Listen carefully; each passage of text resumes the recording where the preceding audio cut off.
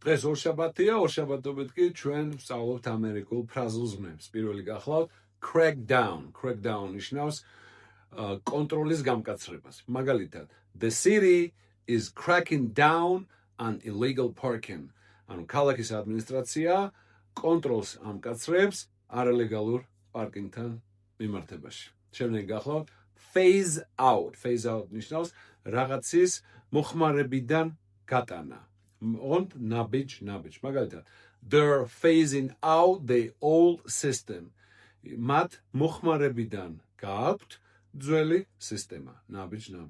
შემდეგ გახლავთ ძალიან ამერიკული ფრაზული ზმნა pan out. Pan out ნიშნავს წარმატებით დასრულებას. მაგალითად, I hope this plan pans out. ვიმედოვნებ ეს გეგმა წარმატებით დასრულდება. და ბოლო დღესთვის step down. Step downs ორი მნიშვნელობა აქვს. პირველი თანამდებობიდან წასვლას, ხოლო მეორე ჩამოქვეითებას. My manager decided to step down. ჩემ მენეჯერმა გადაწყვიტა თანამდებობის დატოვება.